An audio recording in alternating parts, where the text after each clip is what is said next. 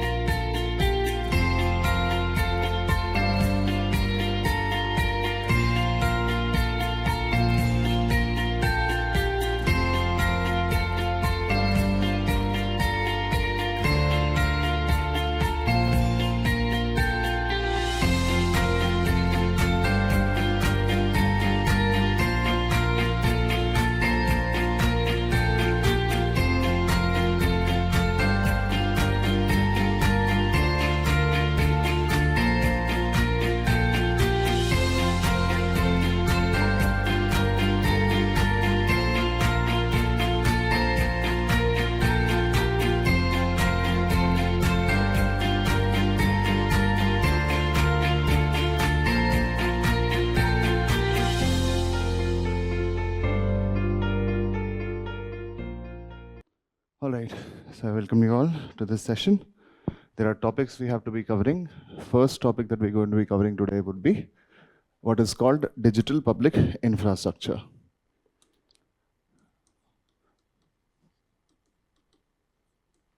Now, the idea behind having this session is to cover certain topics as are deemed important and as may show up in your current affairs every now and then. Right? The idea would be to build your fundamental understanding of these topics so that you can understand any news related to them. Now, for us to understand what is called digital public infrastructure, you cannot understand it unless you have certain context in mind. The context to digital public infrastructure is provided by this story of digitalization in India. You may want to call it digitization, digitalization, one and the same thing. Now, in the recent past years, you would have seen that digitalization in India has touched upon a range of people, starting from both the consumer's side as well as businesses. To put this in perspective, certain data points would be key for you to understand. In terms of the consumer side of things, right? What is the number of internet users in India? Anybody who may want to make a wild guess? The number of internet users in India, right now would be about 900 million, in fact, more than 900 million, out of which active internet users would be closer to about 750 million.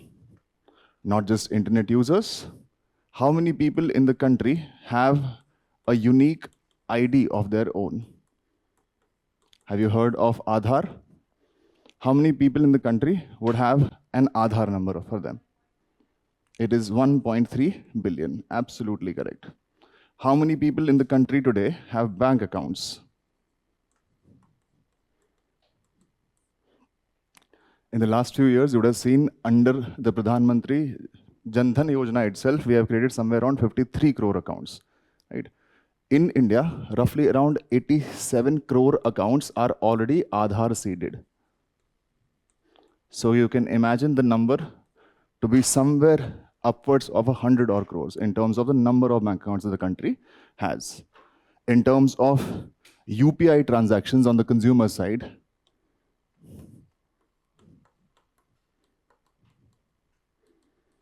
how many UPI transactions? Every time you think of UPI transactions, you'll have to cover two aspects of it. One is number of transactions by volume, then number of transactions by value. By volume, they started from about 92 crore transactions in 2017-18 to right now, the number is closer to around 8,735 crore transactions. This is 2023. From 92 crore transactions in terms of volume to about 8,735 crore transactions that are happening on UPI as a payment system. By value, it started from rupees 1 lakh crores in 2017-18. Right now, it is upwards of rupees 139 lakh crores, which is 140 times of an increase from where we started. Right? Not only is digitalization affecting the consumer side, digitalization is also affecting the business side. After the implementation of GST, right now, how many businesses in the country do you think are covered by the GST net? Any numbers? The number is 14 million businesses. These are all big and small businesses covered by the GST network itself. Amongst these 14 billion businesses, there is a ratio of roughly around 60% and 40%. 60% are B2B and 40% are B2C businesses.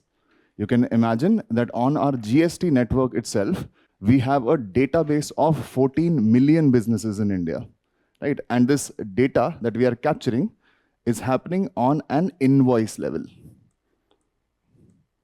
Why on an invoice level? Because there is something called an input tax credit, right? This input tax credit is availed by the buyer, right? The supplier has to provide input tax credits to who? To the buyer itself. So whenever you're trying to seek that input tax credit, you have to upload invoice level data. If you look at these figures, each of these figures is very, very staggering. Why is it staggering? Because of the scale at which things are happening in the country. This is connected to what we call India's digital footprint.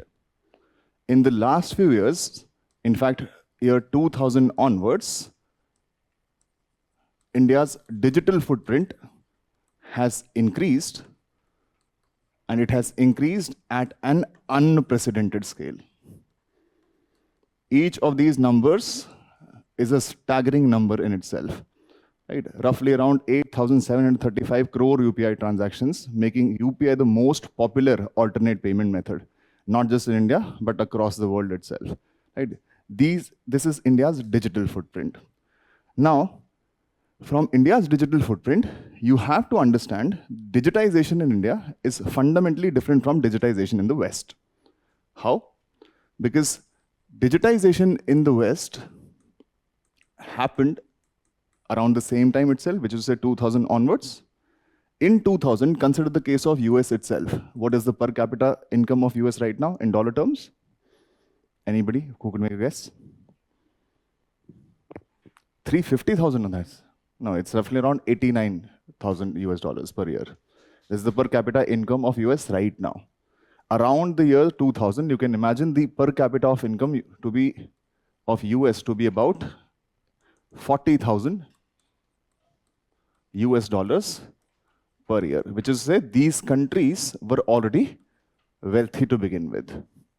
If you see the kind of businesses which have operated or which have originated in the US itself, the primary business model in these internet companies, some of which have a valuation of roughly around $1 trillion odd dollars, the primary business model is that you will use the data produced by the wealthy to sell consumer products to the wealthy itself. This is the primary business model which is being followed in the US. In fact, the rise of all internet-based companies, you can talk about Google, you can talk about Facebook, you can talk about Instagram, you can talk about Twitter. The primary way in which they raise their revenues is from selling ads to you, which is to say your own data is being used to sell services to you yourself. Compare this with India. In India, this is the exact inverted structure that we have. What we wanted to do with data in the country, of course, and you can imagine the data in the country in India would be far larger than data which is generated by the US itself. In India, the digitization has followed an inverted trend compared to what is happening in the West, which is to say, we are not using your data to sell to you. We are using your data to improve your life.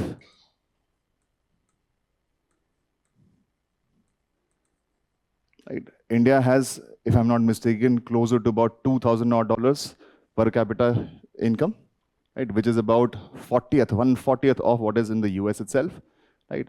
In India, we are following an exactly inverted structure. Inverted structure would mean that we are capturing your data, but your data is going to be utilized for improving your life itself. How? You can think of multiple use cases and multiple problems that the country faces today. For instance, let's talk about the business side.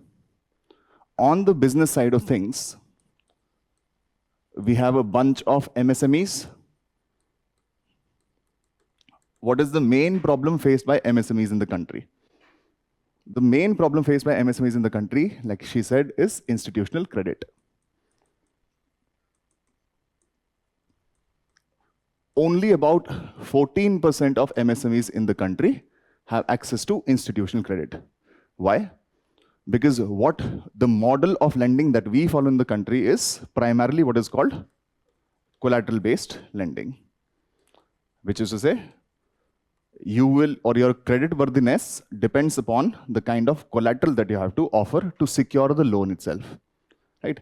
You could use the data on the GST network itself to change the lives of these people. How? If you start to capture the data of businesses, which we are already doing, by the way, right? We are capturing invoice level data.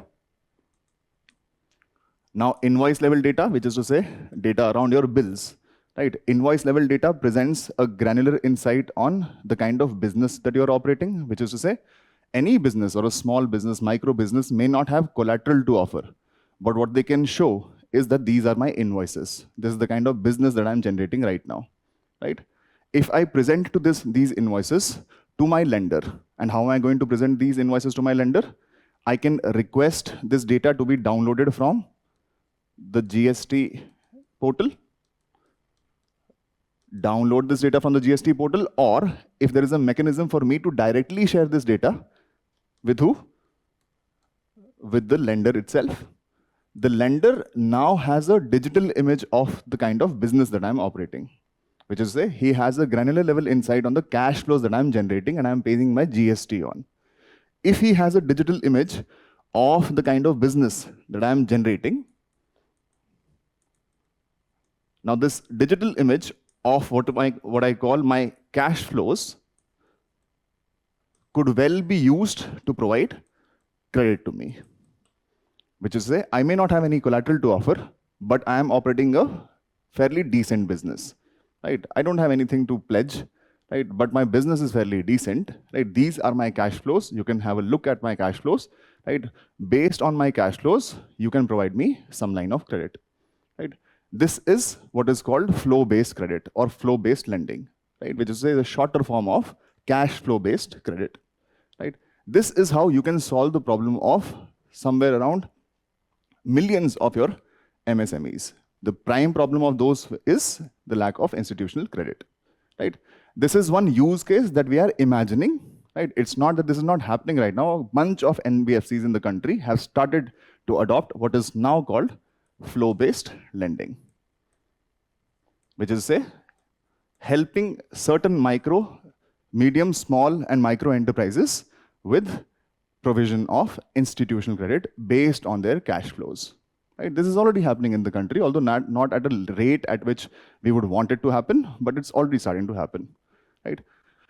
Can we think of examples or of other problems that could be solved?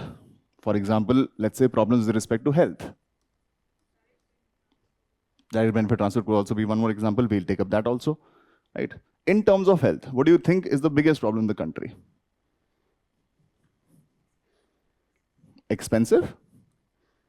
Expensive will depend upon the hospital that you are going to. Although in this country, a lot of people may not know the general preference is towards private healthcare. It's not towards public healthcare. Right? Even amongst the middle and lower income sections, the general preference is private healthcare, not public healthcare. Right? Preference. Right? The biggest problem of health in the country is with respect to access and quality of healthcare. This is the biggest problem. In fact, in the country, we have the lowest hospitalization rates across the world. Right? One of the lowest, I'm not saying lowest, right? Which is say, in lower middle income countries, this value should be about 10 to 12% of your population. In India, this is somewhere around 4 to 5% of your population. Right? Normally speaking, access to healthcare, if it is less, or you can say lower hospitalization rates, would refer to or would point towards a healthy population. There can be two reasons for it. One, either you are very healthy, you do not require any hospitalization. Second, that you do not have access to hospitalization, right? Or you do not particularly prefer hospitalization. That could also be one of the reasons, right? There is lower access to hospitalization in the country. And in addition, there are problems with respect to quality. I told you the general preference is towards private healthcare, not towards public healthcare in the country. Now, how can we solve this problem if we have to put ourselves to it? It's not really due to cost, because in India, the kind of model that we follow is there is a mixed model. There is both private healthcare and also public healthcare, right? Healthcare is provided by the government. The problem is with respect to shortage of staff, shortage of equipment. You have to remember that this is a very specialized service. Right? It's nothing like, let's say, provisioning of food. It will require trained personnel. So there is a doctor to patient ratio that you have to take care of. There is a paramedics to patient ratio that you have to take care of. And then you have to think about various facilities, for example, OTs. You have to think in terms of diagnostic facilities, mostly in terms of infrastructure. Primary reason being that health is a state subject in the country, not a concurrent list subject. There are only two aspects of health which are a part of concurrent list. If I'm not mistaken, this is medical education. And if I'm not mistaken, that is immunization too. Except for that, health is primarily a state subject, and what we spend on healthcare in the country is about 2.15% of our GDP. This is less than what we promised ourselves according to the National Health Policy 2017, which was 2.5% of GDP. That's what we promised in 2017. Back in the day, we were spending closer to about 1.15 to 1.5% of our GDP, which we have raised to 2.25, but that is disproportionately low when you compare yourself with, let's say, the developed countries of the world. For example, the UK spends closer to about 11 to 20% of their GDP on healthcare. Why? Because there is this NHS scheme there, right? Which is say, if you're a British citizen, you are taken care of. Your healthcare requirements are taken care of. That's the kind of expenditure that they are making. The size of the country, the population of the country, right? You compare that spending that you are making, which is barely minimum, this is 2.15%. That's the main reason. Low penetration of insurance could be one, but that's a very different ballgame. You have to think of multiple things there. Right? Insurance, anyway, if you want to, you can discuss with me insurance after this class, but it's a very nuanced thing that you have to understand in terms of insurance. Right? Now, the biggest problem is one that of access and quality. How do you solve this specific problem? Right? Is there a way that you can think of solving this problem? The problem of access could be solved. For example, imagine that you had a registry. Have you seen a telephone directory? Imagine that you have a registry. The registry would be a web portal. This web portal will have, you can say, the identification of all healthcare providers. right? Which is say multiple healthcare providers, hospitals, diagnostic facilities could be a part of this healthcare registry, right? What we will know about them is the services which are available with these healthcare service providers, plus the cost of these services, plus you may have some idea of their quality. For example, let's say you have a ratings-based system or a reviews-based system, right? You can create a web portal where all the healthcare service providers in the country may be registered. You may have information on or real-time information on the services they are delivering. For example, not every hospital is going to give you everything. For example, a liver transplant is not going to be available across all hospitals in the country. It may be available with some, right? You give information on service delivery, right? What kind of services are available, plus the costs of these services, plus you may give information on quality, right? This information could be crowdsourced, which is say people who have been to these hospital facilities may be given a chance to review them, right? This gives you some granular data, right? As a patient, right? You can see how many hospitals, right? What hospitals are providing what service, at what cost, what is the comparative quality of these services too. If you then create a backbone, a digital backbone, through which you could, let's say, connect with any of these hospitals. For example, as a patient, let's say I'm given an option to select the healthcare service provider of my own choice, and I'm going to be given an opportunity to connect with them. For example, I may make a payment, right? If I could seek consultation in an online-based manner, you would have heard of something called a teleconsultation, right? If I am given this service, teleconsultation, which will be powered by a digital backbone, right, on this portal itself, then this solves for me the problem of access, right? I may be coming from a, let's say, a very small town of Udhampur in Jammu and Kashmir, right? I require, let's say, a liver specialist. Not a lot of liver specialists in my area, right? But what I do is I log on to this portal, I try to find who's the best liver service, you can say, a specialist in the entire country, right? Now, because it is going to be happening on a digital front, right? I do not need to travel to that specific location. I can only select that healthcare service provider, and I only need to connect with them, right? This eliminates the requirement of what is called a brick and mortar facility. Like I don't have to go to a hospital. I can seek the same service through teleconsultation. In addition, I may also, in fact, this is from the perspective of a patient for that matter. Think from the perspective of, let's say, the hospital per se, or from the perspective of, let's say, the healthcare service provider itself. Think of this doctor. The biggest problems a doctor in the country would face, anybody who has engaged themselves in clinical practice, right, would be, whenever you're trying to seek a clinical history of the patient, right, some of the time the patient may not really understand what you're asking. Some of the times the patient may give you very, very irrelevant information, may give you incomplete information. If the doctor has access to your medical history, right? If there is a service which is provided wherein you are linked to a certain identity and everything in your medical history is, let's say, uploaded to that portal, right? If the doctor has access to patient information, for example, in technical terms, this is what is called patient health records. Now the doctor has a granular level insight of your clinical history, which is, have you had a history of ailments? If you were ever in touch with any other healthcare service provider, what was the recommendation made by that service provider? What were the findings? Did you fall out of the entire treatment plan? Did you continue with that treatment plan or not? If I have data on that, right, then this doctor can give you much better medical consultation. This can be one way of improving the quality of service. You have to remember the quality of service is also from the perspective of the doctors. If I do not give adequate information to the doctor myself, right, then the intervention the doctor may suggest may not be relevant to me.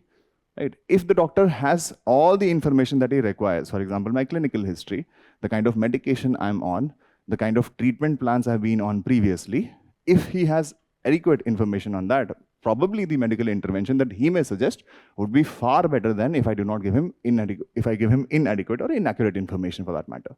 Right? This can be one way of also improving the quality of services. Think from a business perspective also. You have a grant scheme. This grant scheme in English is called the National Health Protection Scheme.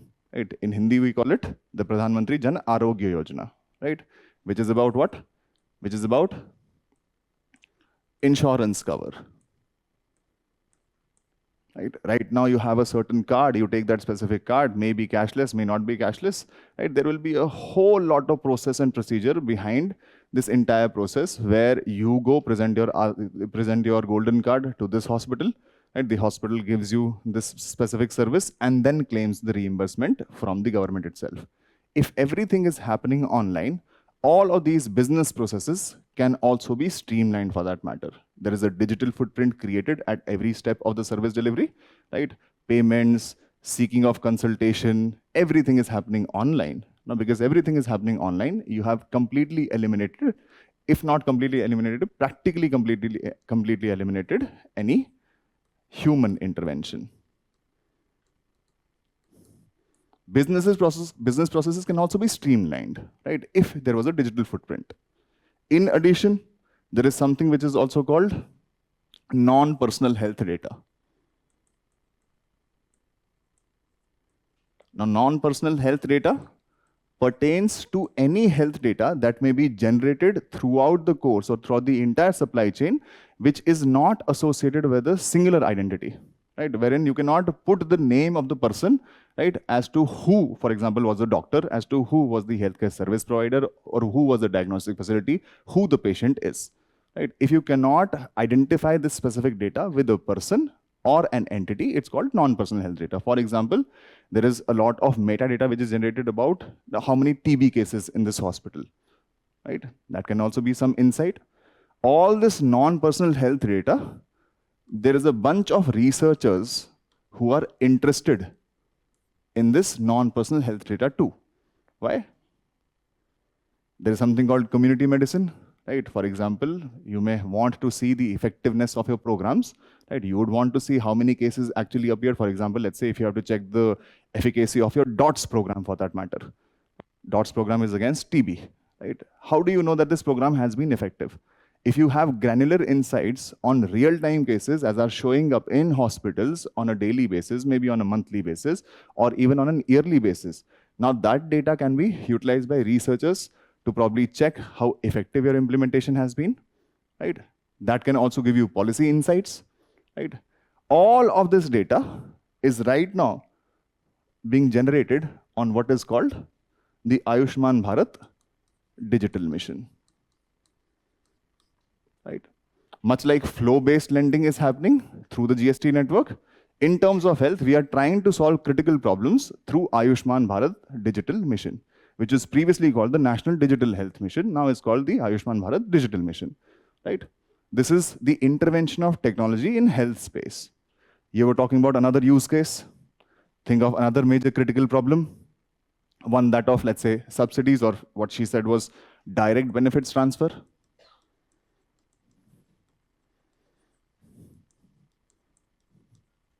Now, why are direct benefits transfers? Why are they helpful? Why are they absolutely necessary? Right? Consider a case in point, right? The direct benefits transfer, for example, are fundamentally linked to various subsidy programs in the country. Let's say the chief of them could be, imagine that this is fertilizer subsidy. Now, amongst fertilizers in India, right, you have urea, you have DAP, you have MOP, right? Broadly three: urea, DAP, and MOP. For urea, there is something which is called the administered price mechanism. For DAP and MOP, what we have is nutrient-based subsidy. Now, what happens in the case of urea itself? What is this administered price mechanism? Right. In the administered price mechanism, the government does what? The government fixes the MRP of urea per se. The government has fixed how much would urea be sold at the retail level. Once it has fixed the MRP, right, now this MRP could be more, could be less than the cost of production plus the profit margin. Right? For example, in the context of production for a producer, why would the producer want to engage in production? Because he wants to seek certain profits out of it. The producer engages in certain costs of production, plus the producer has a certain margin over these costs. That's why he's producing, right? Whatever is the cost of the producer plus the margin of the producer, you subtract from this the MRP as has been fixed by the government. That becomes the subsidy that is provided to the manufacturer, right? Now, this is a case of an indirect subsidy, urea in the open market and subsidized urea. There are two products, right? Are they different products? They're not really different products. Subsidized urea, and you may have something called urea which is sold in the open market. For the same products, you have two prices. This in economics is what you call price arbitrage. Now, it is this price arbitrage that creates incentives for leakage. If the same commodity has two different prices, one is a higher price, the other one is a lower price, right? There is an incentive created for the sellers that they would buy it at a lower price and they would sell it at a higher price. This is the incentive. The incentive is this price arbitrage created by, because there is an indirect subsidy, right? You're subsidizing the product, right? This indirect subsidy creates price arbitrage, which leads to leakages. This price arbitrage will also lead to what is called distortion of market. How is it going to lead to the distortion of market? Because a bunch of big farmers may decide to hoard on this cheaply procured urea, and they may want to release it only if they have created enough artificial scarcity. Once they have created enough artificial scarcity, that is when the prices of this urea are going to shoot up, right? And that is when they are going to release it in the open market or possibly in the black market, right? It is a registered case in the country that a range of farmers in the country have paid what is 60% more than the MRP of urea only to procure urea, which is a subsidized fertilizer in the country, right? This is the problem of indirect subsidies. The problem of indirect subsidies primarily is price arbitrage, which leads to leakages. It leads to distortion of the market per se. There is also another cost associated with the indirect subsidies. Why is this cost? This is the cost of logistics. Since you are subsidizing the product, you also have to make sure that the product is reaching the intended beneficiary. So you have to create an entire supply chain. This entire supply chain will come at a certain cost to you. All of those, you can say, costs or all of these leakages can be taken care of if you have something called a direct benefit transfer. What does a direct benefit transfer do? The primary thing that direct benefit transfer would do is it is going to decouple subsidy from the product. Which is say now it's not the product which would be subsidized. You procure this product at the MRP. I'm going to send money directly into the account of the beneficiary itself. When you do this, right, what would this decoupling do? Once you have decoupled subsidy from the product, it now allows the manufacturers to operate on a market principle.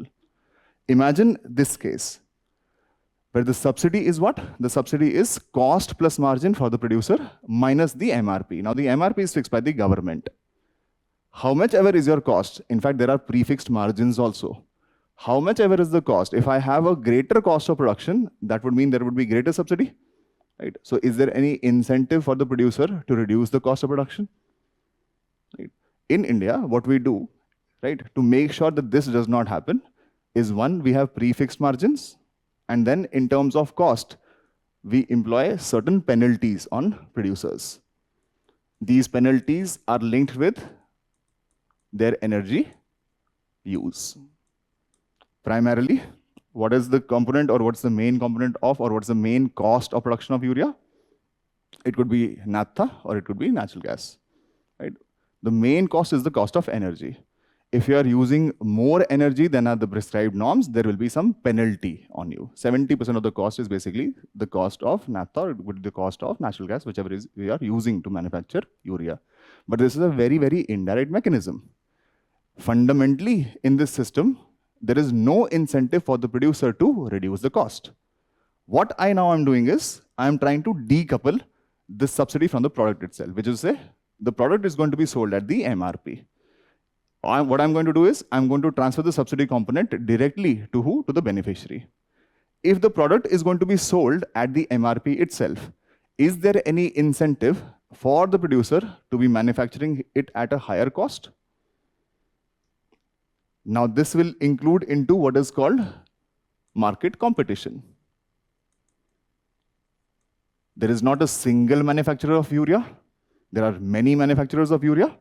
If they are providing the same quality of urea, if some of them are providing them at a higher cost, they will be eliminated from the market.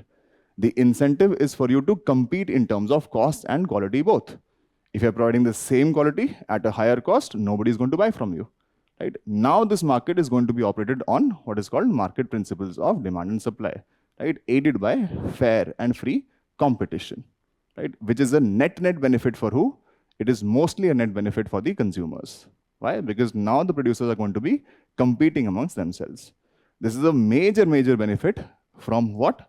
From just a structural change, which was what is called the direct benefit transfer, right? Aided by what? Aided by technology itself.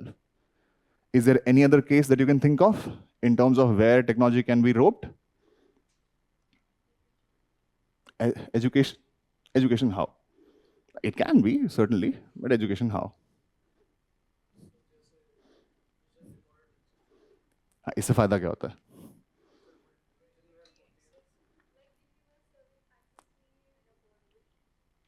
जिनके पास access नहीं है, affordability नहीं है, उनको online के लिए उनके पास digital devices भी तो होने चाहिए. हाँ.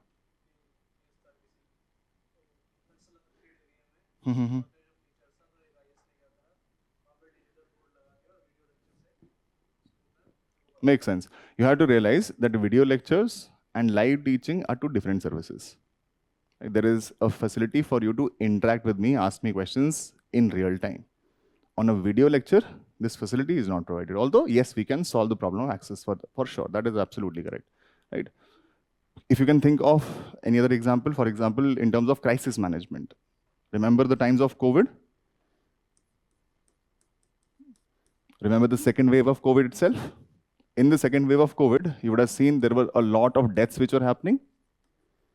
You would have seen there was excess burden on healthcare systems too. This is from our live memory, it's very recent, right? What did the government do to assuage this problem, right? The government embarked upon one of the world's largest vaccination programs, right? How was that enabled? Right? The government had to solve at least two things. One is to keep a track of the supply chain management, which is how many vaccines are being manufactured in the country, how many are we really importing, right? What is the availability of these medicines? And then solve the problem of optimal allocation, which is which regions require them the most, where should we be deploying them, the considerations of equity, everything had to be taken care of. How did the government solve it? There was this portal that the government created, which is called CoWIN, another digital system, right? If you see, there are some real type problems, big major problems that the country is facing, right? And you've seen that there are disruptive solutions to these problems itself. Each of these disruptive solutions, at the heart of it, has something called a digital system. This digital system is what we call digital public infrastructure, right? We will absolutely, right? Digi Yatra, I'll give you all examples, right?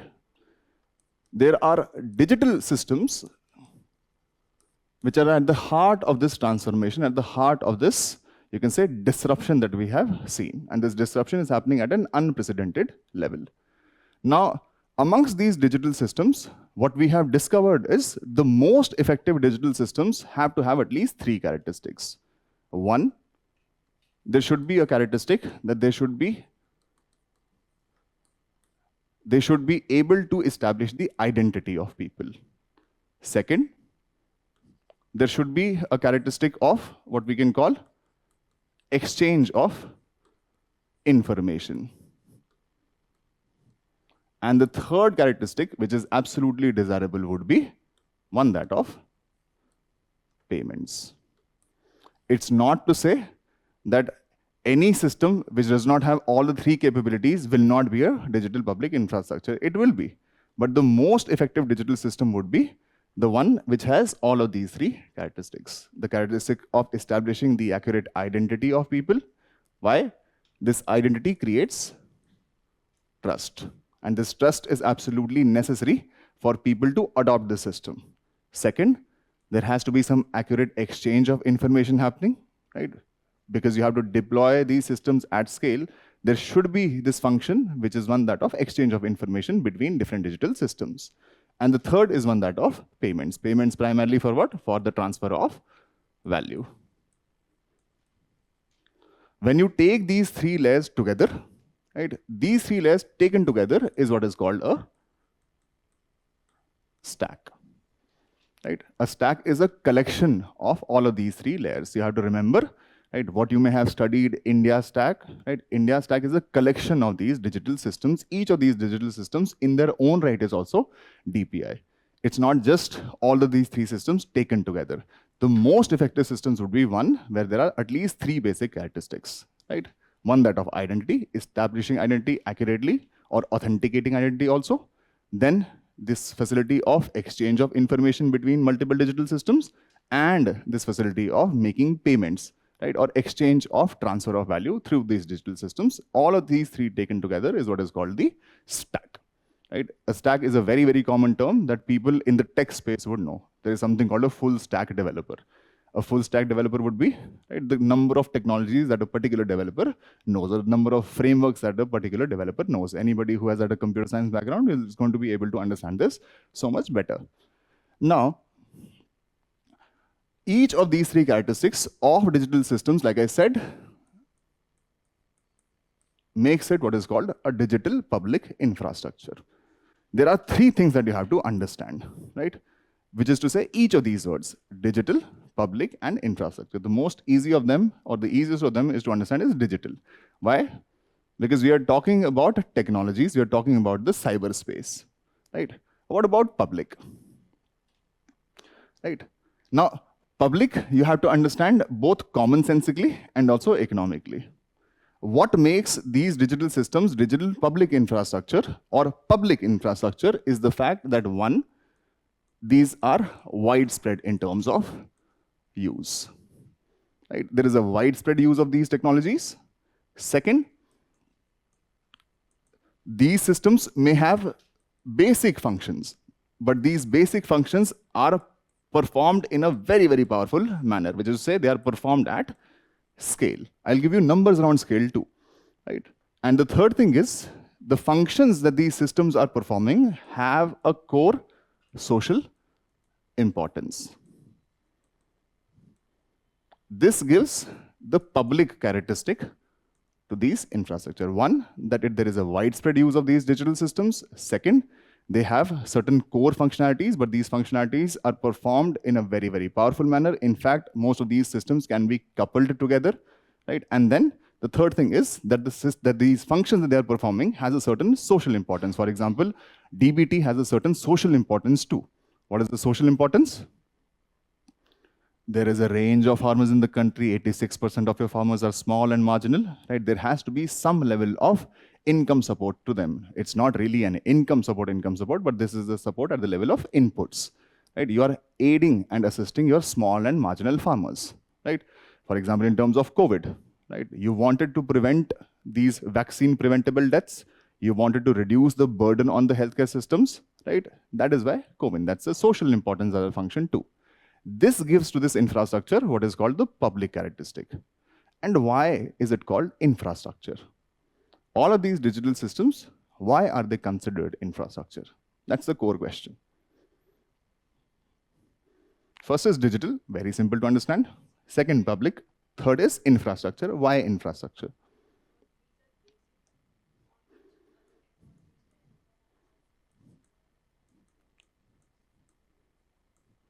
Right? She's absolutely right. What is the definition of infrastructure? Anybody who can tell me the definition of infrastructure? Infrastructure, I will not wait for you. Infrastructure, you can say it's a framework of physical facilities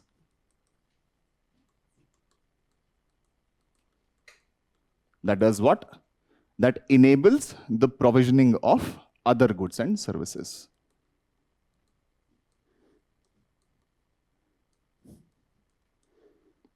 That is how you define infrastructure. It's a framework of physical facilities that enables the provisioning of other goods and services. That is definitionally what infrastructure means. What is the role of infrastructure? Infrastructure karta kya hai?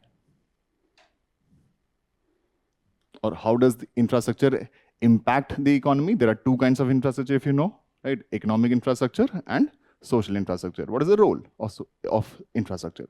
Let's talk economics. What's the role? Multiplier effect, how?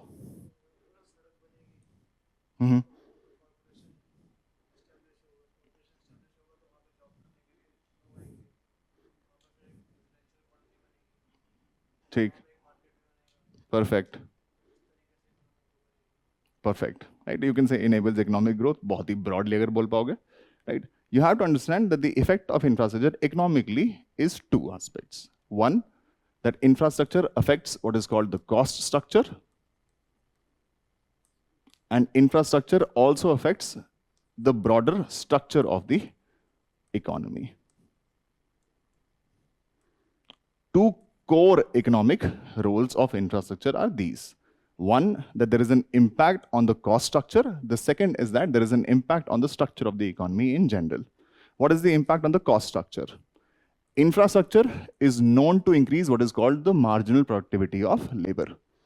What is the marginal productivity of labor? Each additional unit of labor, how much does it contribute to the total production? Infrastructure is known to cause what is called an increase in marginal productivity of labor. Not only does it do this, it also reduces transaction costs when applied at scale. Right? Because it increases the marginal productivity of labor, there is a direct impact on the outcome. If the marginal product of labor increases, which is the contribution of every unit of labor, if it increases, there will be greater production, right? There is a direct increase here. How? Can you give an example of this? An increase in outcomes?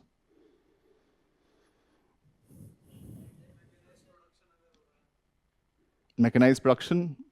Technology, broadly speaking, you may want to refer to it as technological infrastructure, but technology, broadly speaking, is a tool. Right? Think of roads for that matter, right? If you want farmers to produce, right, you want to give them certain inputs, right? How do you provide them inputs if there are tacky roads or if there are no roads at all, right? Can there be timely delivery of these inputs? I'm sure there must be timely delivery in some regions where probably the road infrastructure is better, but generally speaking, there will be less than what is the optimal delivery of these inputs. Comparatively, you may imagine that the outcome would be a little lesser, right? How does it reduce transaction cost at scale? For example, when deployed at scale, right? If you want to, let's say, irrigate your fields using your baltis and your buckets, right? How much time is it going to take you? Quite a lot. It's also going to take you a lot of people. You have to give these people some money too, right? Now imagine electrified pump sets, power, right? Now power, when it is produced, right? Because it is going to require a heavy amount of infrastructure too, right? That is going to lead to a lot of fixed cost, right? But if this power is used and spread amongst a lot of beneficiaries, that is when you can recover this cost too. Right? For example, I may create an entire dam, I may create an entire thermal power unit only for 3 households or for 3 million households. I am going to recover the cost better if there are 3 million households. That means per user charges are going to be lesser. If the per user charges are going to be lesser for me, that means lesser input cost for me, and I'm using electrified pump sets to irrigate my fields. What is that going to do for me? It's going to save up a lot of time for me, and then it is going to require far lesser amount of labor than if everybody carried a bucket and decided to irrigate his fields.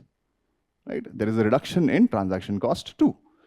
In terms of the structure of the economy, how does infrastructure impact the structure of the economy? For example, think of a diversification.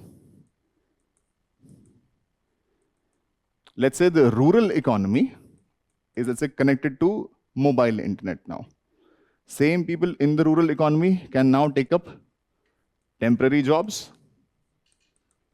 Now the nature of jobs in the country has changed. You can sit from home, work from home. right? If there was no such facility available to you, you may primarily be involved in, let's say, if you want to stay in this specific area, you may more or less likely be involved in the primary sector itself. But now there is a facility for you to become a part of the formal workforce elsewhere, a different sector of the economy too, right? Better roads can also promote tourism. Let's say the Kerala backwaters, right? If there were no roads for you to reach the Kerala backwaters, right, how much tourism will there be compared to if there are now decent roads for you to reach these specific backwaters, right? It can promote tourism also, right? If you have, let's say, e-commerce portals, the artisans in the village can now get a range, or you can say a reach, which is far more unprecedented than was previously the case, right? It may induce some sense of diversification of the economy. Plus, the second thing it does is that it enables the market to adjust. Market adjustment according to price signals. What does it mean? Right? For example, in the country right now, there is this very important stress on, let us pull the people out of crop farming, let us put them in, let's say, high value produce, right?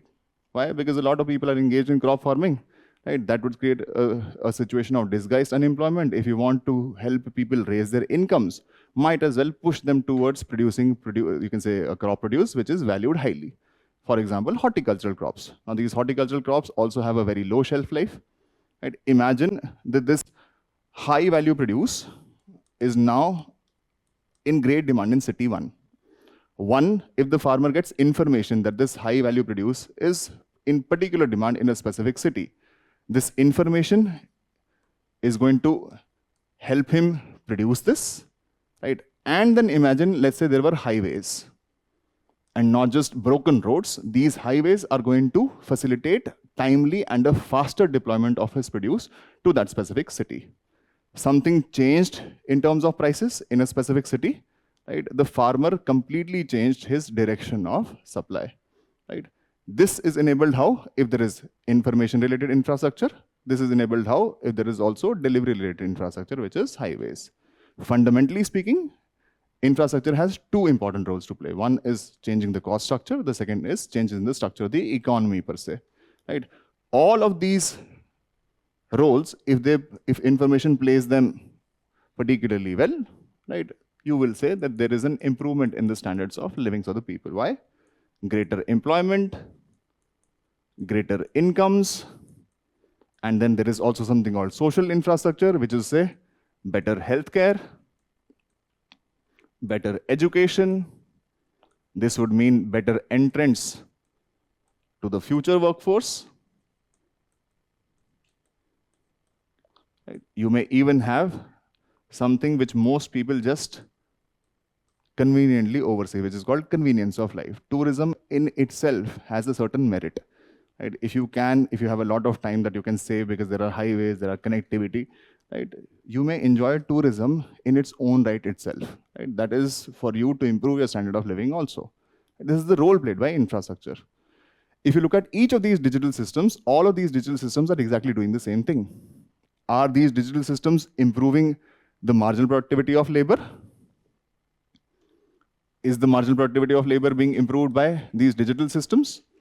Right? For example, DBT plus UPI. Now the farmer does not have to go to the specific bank branch to withdraw his cash. He can make payments online from his phone itself. Right? The same infrastructure also facilitates timely payments from who? From the vendors. And remember, agriculture is a time-critical business. There is a certain cropping season. If you get timely payments, right, this is going to do what? This is going to aid the next cycle of production.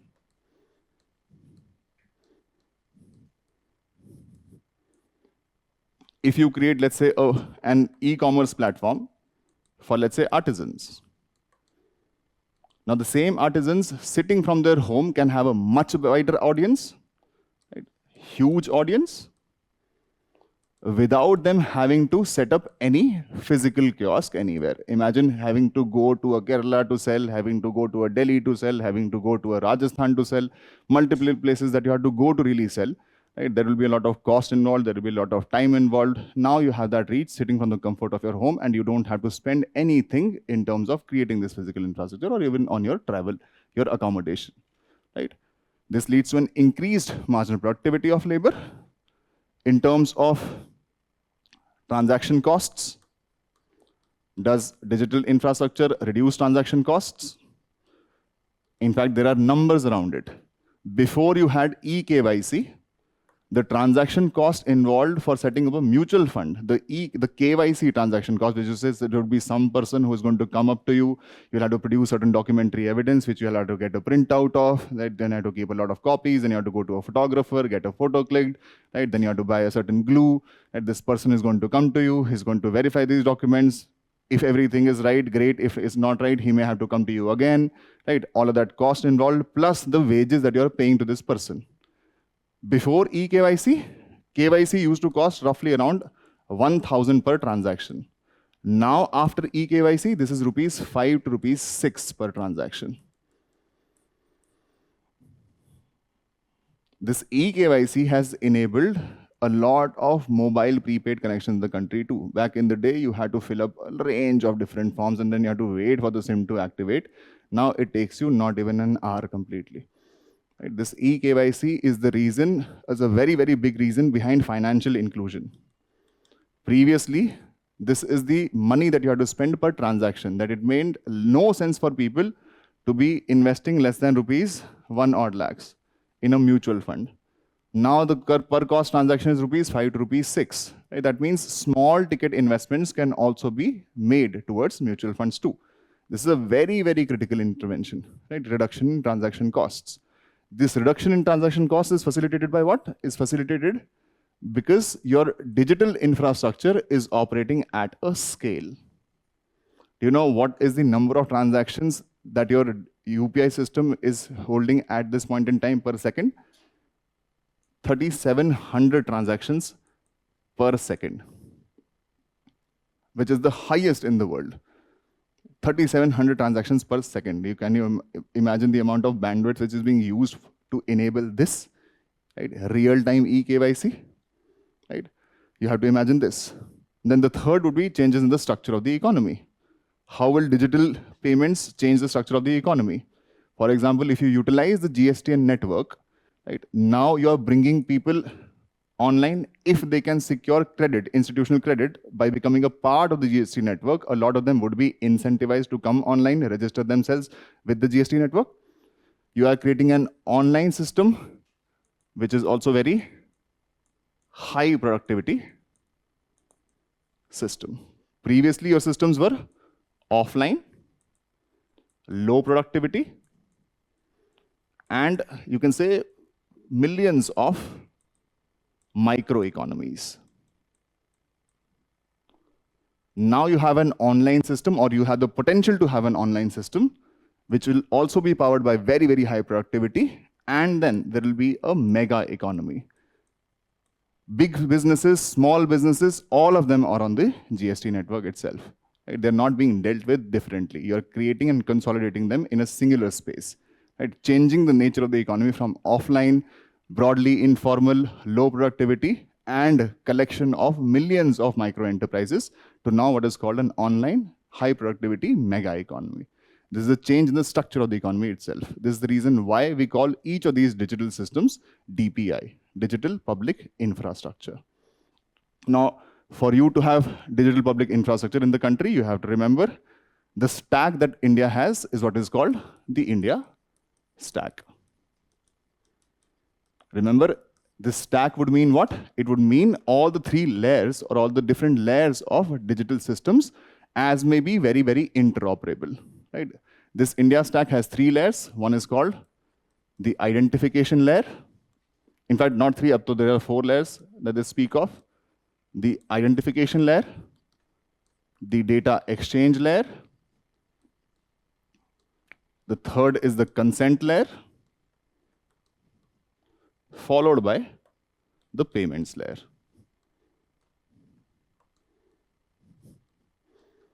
right? What is a part of your ID layer, identification layer? This is where you have Aadhaar.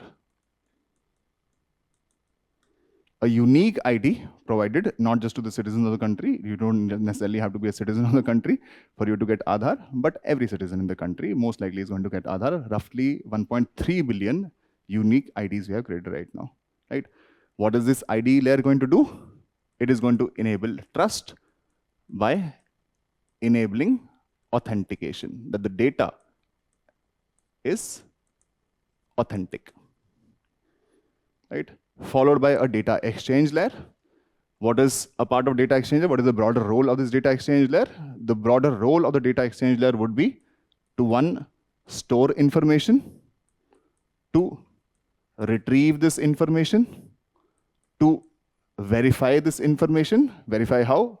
Through Aadhaar itself, and then to authenticate transactions. Remember, the task is to authenticate. The task to authenticate is here, right? But the enabler of authentication would be the ID layer, right? You have to have a unique ID associated with certain data points, right? This is your second layer. Data exchange layer will have what all? You will have something like a DigiLocker. What else?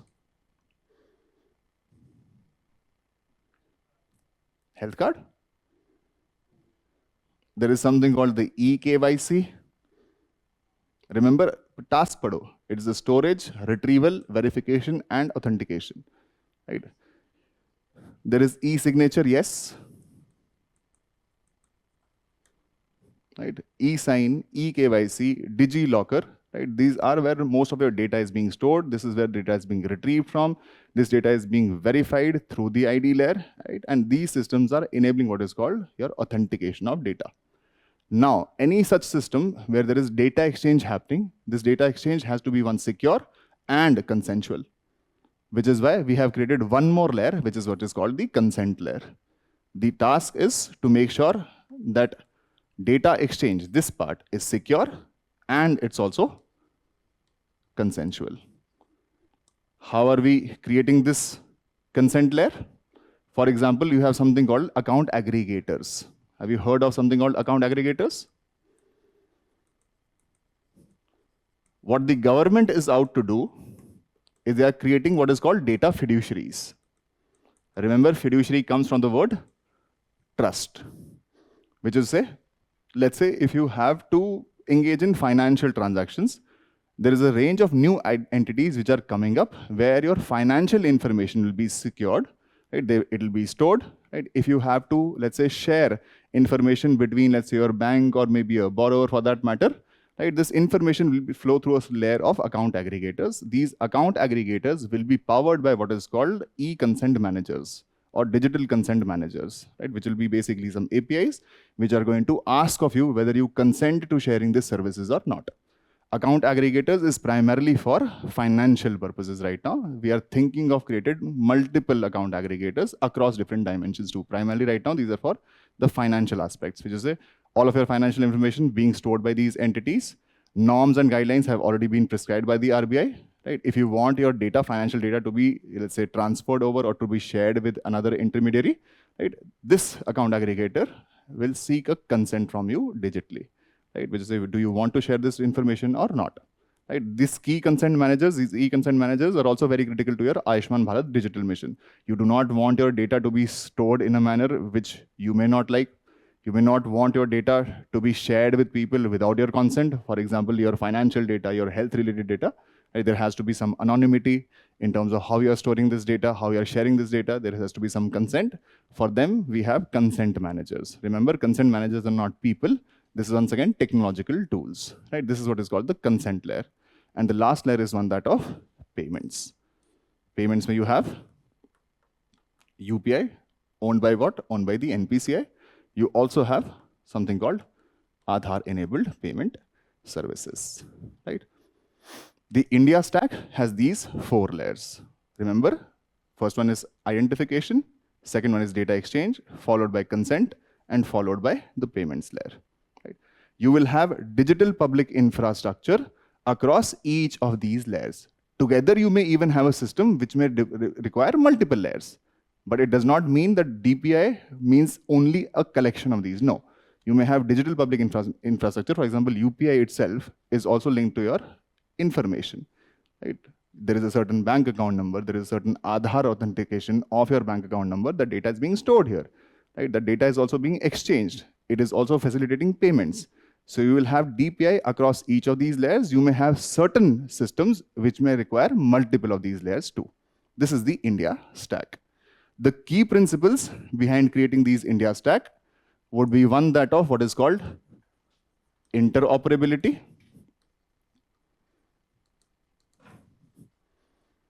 Another is that of creating secure channels, and then some legal frameworks that should govern this entire system. We are also using something which is called open source standards. Interoperability का मतलब क्या? There should be the capability of these systems, each of these systems, to, you can say, exchange information or to interact with other systems too. That is interoperability. For example, UPI right now, you think of UPI and you automatically think there has to be some requirement of a mobile internet, at least a smartphone, right? But UPI is also delivered on feature phones. How? By the use of USSD. Your phone may not be smart. Your phone may be a feature phone, but it can still, or you can still send money or receive money from any person through the use of USSD. Have you seen was *#99#? Right? You can use that specific code and you can send this money too. Now that means what? This means all the smartphone users are now interacting with people who may have feature phones. These are two different technologies that you want them to be interoperable, right? This is one. The second is to create secure channels. This should be a principle followed here, followed by legal frameworks, because this always creates a problem in terms of personal data and data privacy, right?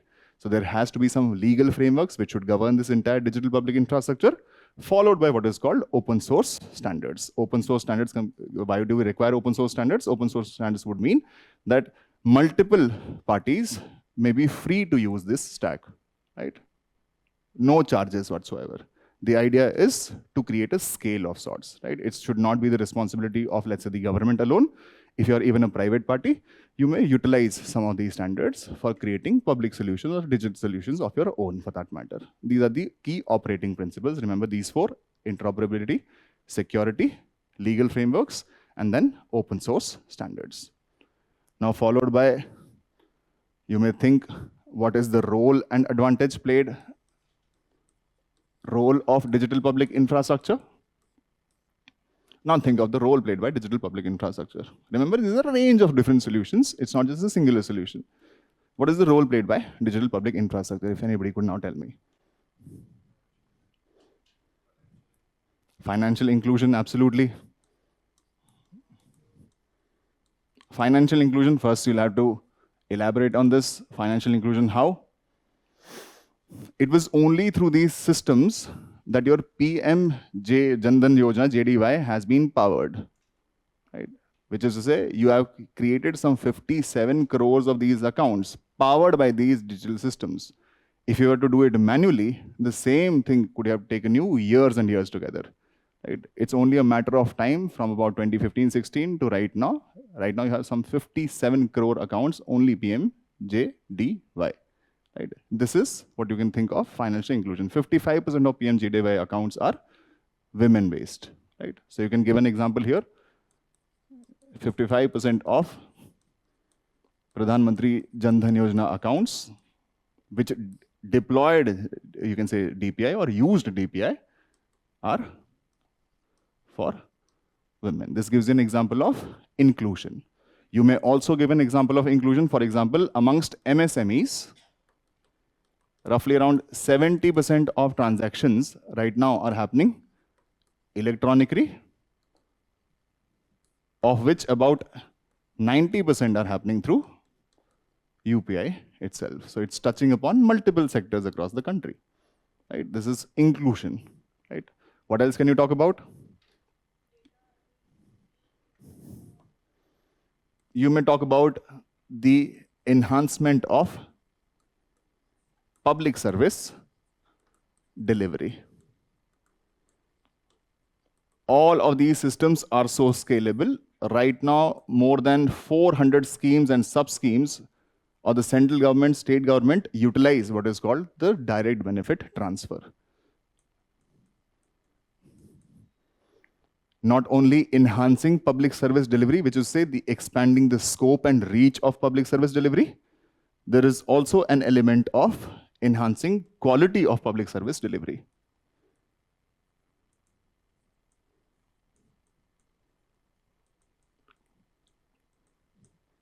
For example, if you go to the airport right now, all of those airports which are powered by Digi it's far more convenient for you, right? Without any intervention or with least intervention, you will check yourself in, right? You can give the example of DigiLocker itself. You don't have to have the inconvenience of carrying physical copies of your records, right? You may have your records in a digital format stored in your phone itself. You don't have to carry them, right? That is about enhancing the quality of public service delivery too, right? Which is fundamentally linked with the quality of life in general. What else can you talk about? You may even talk about enhancing transparency and accountability of public service delivery. You can talk about that too, yes. Transparency and accountability of public service delivery. You can definitely talk about the reduction in leakages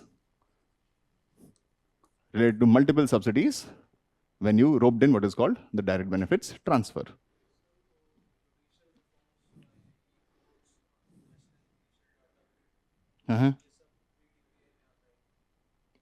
National Judicial Data Grid. Is it available for everybody to use? If it's not, then it's not public. You have to remember, not every digital system will be digital public infrastructure. Remember, we'll also talk about the nature of it being public good. Digital infrastructure is a separate thing. Digital public infrastructure would be separate, right? We are utilizing this principle of having what is called, if you have heard of this thing called DPGs, digital public goods, right? What is the idea behind digital public goods? The idea behind digital public goods is that India understands that digital infrastructure should be provided as a public good. When you say should be provided as a public good, what would it mean? What is a public good? A public good economically is defined as a good which is both non-rivalrous and also non-excludable. Non-rivalrous would mean that use by one does not affect the use by another person. How do you ensure that your digital infrastructure is a public good in terms of it being non-rivalrous? You are creating enough supply compared to the demand right now. This is about scale, which is this digital infrastructure is not meant for 100 users or for 1,000 users or for 1,000,000 users. They are meant to be used by 1,000,000,000 users. They are creating a supply which is far more than what could be the initial demand itself. That is one aspect. The other aspect is that of excludability, right? Non-excludable basically means whether it is physically impossible for you to exclude people from using that service, or it is prohibitively expensive for you to exclude people from using that specific service. How are we ensuring that our digital infrastructure is also public good? By providing this for free. Do you have any transaction cost on UPI? If you use any credit card or a debit card, you have a certain merchant fee to pay, right? Do you pay any merchant fee on UPI? You don't, right? Is there any fee charged for you to use the DigiLocker service? No. Do you pay any fee in terms of using what is called Digi? No. Right now, account aggregators are on a fee-based model, right? Which may even change fundamentally eventually, but most of your infrastructure. What? If you? Yeah. Remember, excludable means it is prohibitively expensive for you to exclude people from using this service. For example, a highway is prohibitively expensive for you to make sure that people don't use the highway for free. You can make sure that people don't use highways for free. How? By deploying tolls, right? But you will have to deploy toll every 10 meters to make sure that no person uses this highway for free, right, which is prohibitively expensive. Or you will have to deploy a lot of security forces to make sure कि किसी ने village से टांका काट के ऐसे use नहीं कर लिया उसको. Right? It is prohibitively expensive for you. That is non-excludable. Right? You can introduce fees, user charges to exclude certain sections. But it's not prohibitively expensive. Na? ₹1, ₹2 is not really. But of course, you will exclude a certain section of people who will still urinate publicly. Prohibitively expensive is the operative term. Na? Right? It has to be very expensive. Right? Or beyond the reach of a common person. ₹1, ₹2, I don't think it's beyond the reach of a common person. Of course, for some people it could be. Right? But in principle, not so much. Right? What else can you talk about? Global integration, you can talk about global integration too. For example, increasing cost competitiveness on the international scale too. Right? But that is mostly for physical infrastructure. The market can be expanded for what? Of what? Remember, this is infrastructure. This is e-commerce could be powered through this, right? But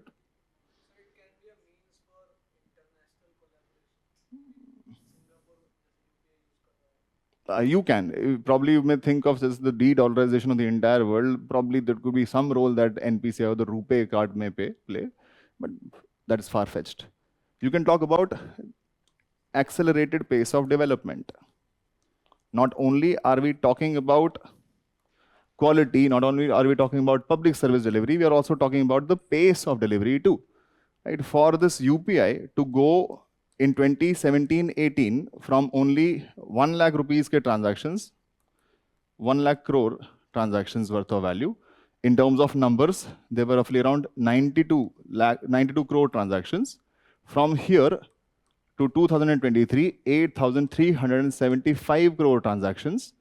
Right? This is something that credit cards would have taken 2 decades to achieve. This was achieved by UPI in a matter of a few months. Right? This is the scale, this is the pace at which development can be accelerated through the use of digital systems. Right? The same thing could have taken credit cards. In fact, there are data. Right? The popular saying is what took credit card companies some 18 years, UPI achieved in 18 months' time. Right? You can talk about this acceleration of the pace of development too, which is a leapfrogging. Right? You can even talk about other points that you can possibly think of could be resilience, social protection. For example, during the times of COVID, under Pradhan Mantri Garib Kalyan Yojana, some 20 crore women got their financial entitlements of ₹500. Right? This was done or this was powered through direct benefits transfer or direct cash transfers to their accounts, in their PMJDY accounts. You can talk about this.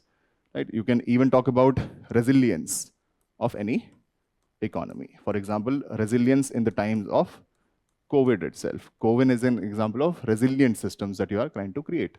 Right? All of these points you should condense and talk about when you're talking about digital public infrastructure. You can talk about financial inclusion, give a relevant example of financial inclusion. Then you talk about enhancing the reach of public service delivery, give a relevant example of the reach of public service delivery.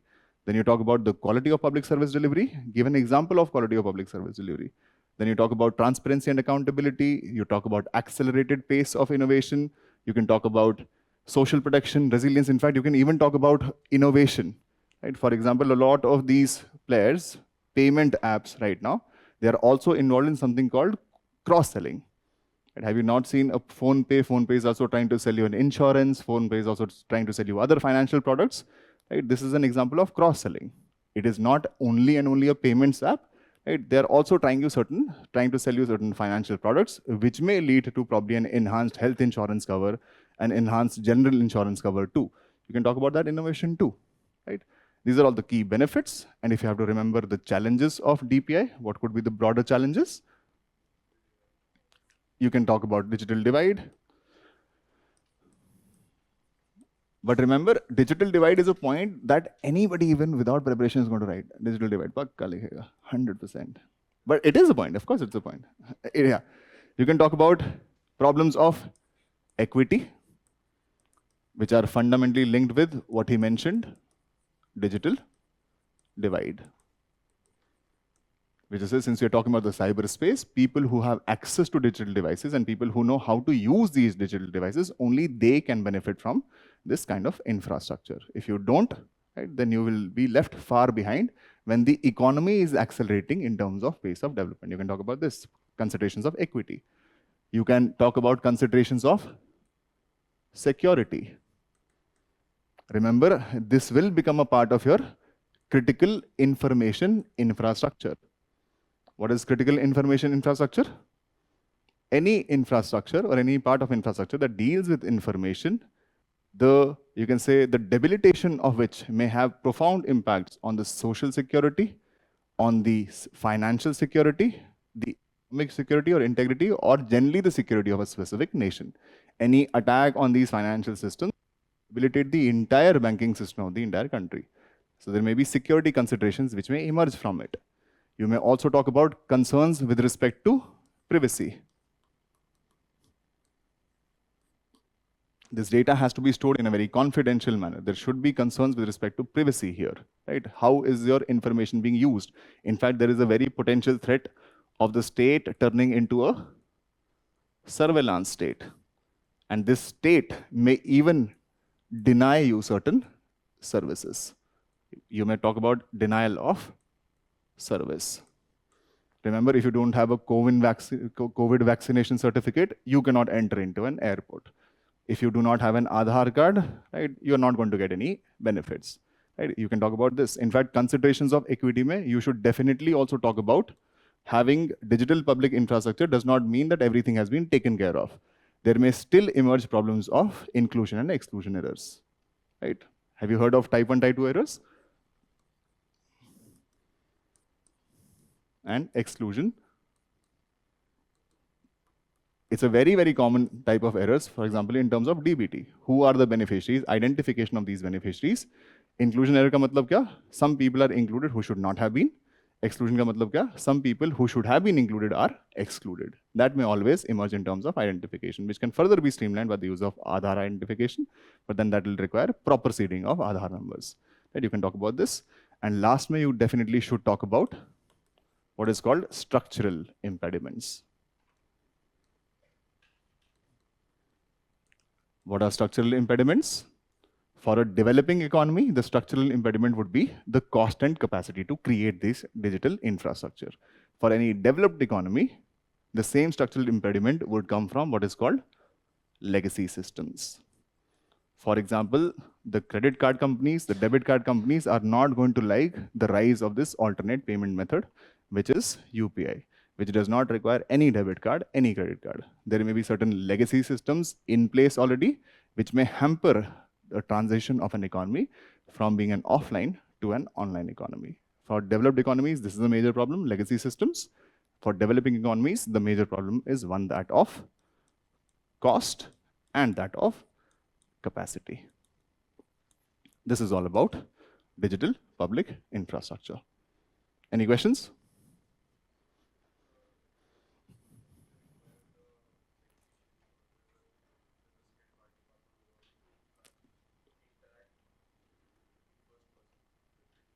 Interact in first person with?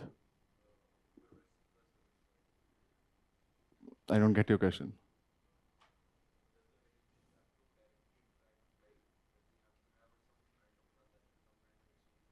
No, I told you, there are 4 layers. Right? You may have solutions across these 4 layers, which may not require, let's say, identification for that matter. It may not require you to be dealt with directly for some matter.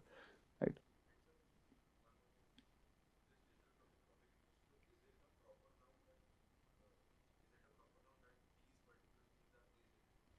Yes.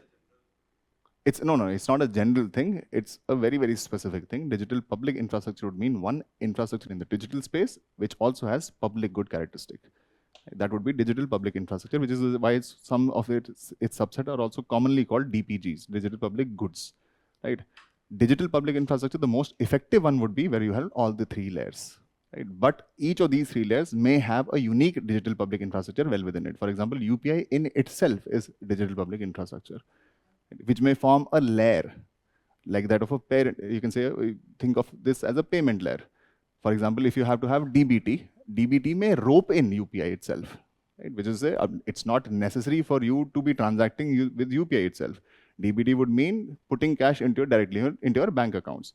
You may also utilize UPI there, for example, for people to make certain payments, or you may utilize something called Aadhaar enabled payment services, which is where you may not have a smartphone, but you can use your biometric data to withdraw the cash too.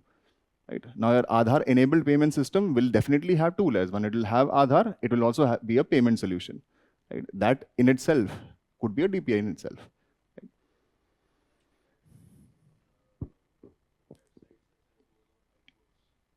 Which is what I'm saying, no? It has to have public good characteristic. Public good characteristic, which is say, is it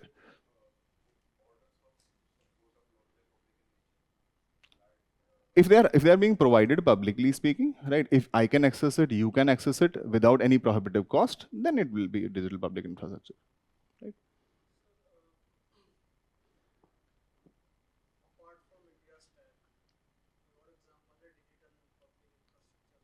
मैं तुम्हें वापस बोलना चाहता हूँ, digital India stack is a collection of India's digital public infrastructure. It's the name that we give it. हाँ, absolutely. In fact, Bangladesh ने open किया था. They had the social registry system, right? Which is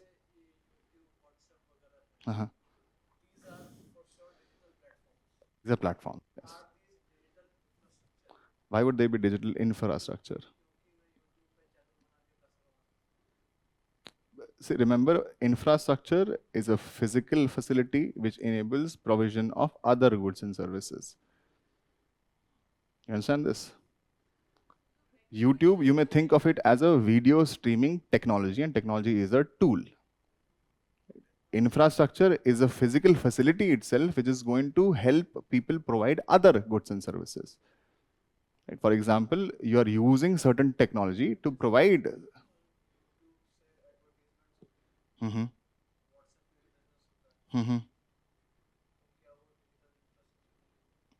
Tech infrastructure absolutely है, digital infrastructure absolutely है, public infrastructure है कि नहीं sir? हाँ. Of course, the problem is when people try to categorize technology as tech infrastructure, or they want to categorize technology as a tool.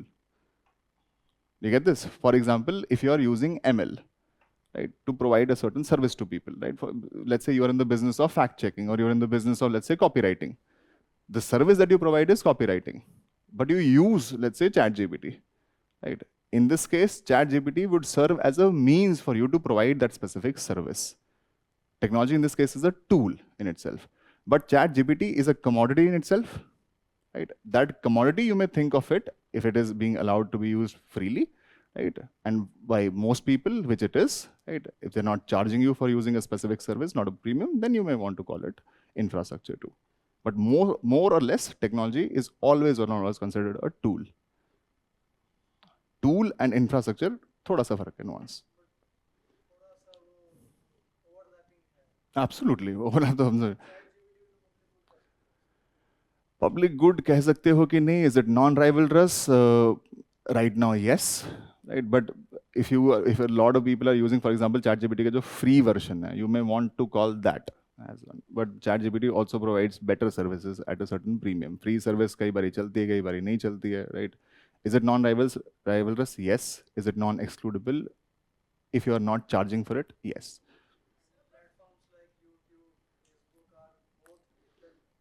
You may want to call it tech infra, for sure. Absolutely. Absolutely. There are people who are providing, let's say, an educational service on YouTube, na?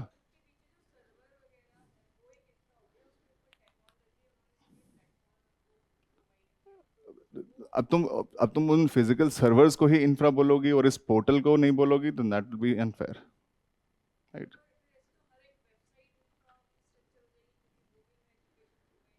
All of these are portals only, na? Just a Beam is an app. A app is a mobile client, right? But you could have the same thing on website also.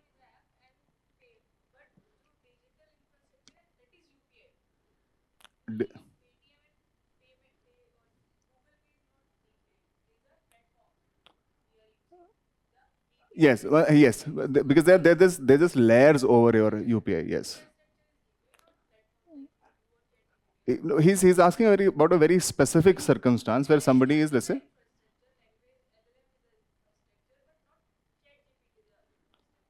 I would still say LLM would still be tool. That's what I'm saying. That this is a very, very unique. You can say it's a zone of overlap of sorts. Yeah, we don't want to get into the legalities behind it, but broadly speaking, हाँ. If तुमको बस इतना ही समझना है, in terms of, you don't want to be a purist really in this case. You may want to say that yes, it's a framework of facilities. Is it enabling provisioning of other goods and services? In which case you would want to call it infrastructure. Technology, tech infrastructure, you normally call it. A tech infrastructure will include all of your physical building blocks. It will include your logical building blocks, which is the programs that you're writing on them. All of this is also some amount of capital, no?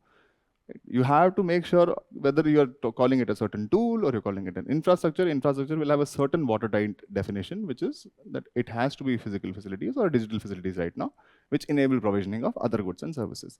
YouTube as a tool, if somebody is possibly using it for, let's say, delivering a certain service, you may want to think of it as an infrastructure too, but how does that matter? Right? Questions?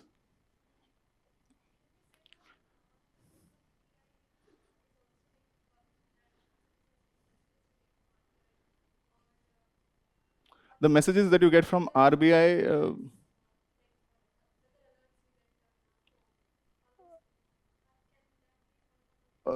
broadly speaking, you had communication networks previously also. Right? You were getting those SMS previously also.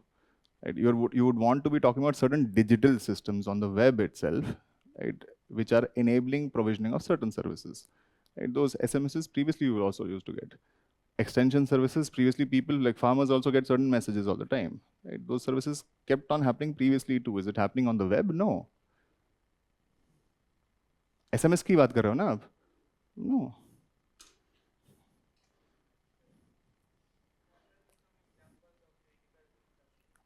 Critical infrastructure could be, for example, your core banking system. The healthcare could be, yes. Right? You may have a lot of, let's say, defense satellites for that matter, right? Navigation satellites used by defense forces, critical infrastructure. Any infrastructure, the debilitation of which will have serious and profound impacts on the economic, social, or you can say security of a nation, or generally on the sovereignty of a nation, which is what we define critical infrastructure as. There may be critical infrastructure in energy, critical infrastructure in the financial sector, right? In educational services, maybe sometimes defense, right? Multiple sources. Anything else? Can we take a break? All right, let's take a break and then we'll take up the second one, which is, let's do gig economy, right? Do you understand this? The problem with DPI is a lot of people, they look at that India stack, some of these terms are also a little too technical, right? So for a common person to understand, it's very, very simple as a concept, right? If you confuse yourself with a lot of these jargons and these heavy words, then you stand to lose the real meaning behind it. You only have to understand that all of these layers of the stack in itself is also DPI. Right? It's not just them taken together. Taken together, they will also be DPI, but each, you may have certain public goods within these layers too, which can essentially serve as DPI. For example, UPay itself is DPI, right?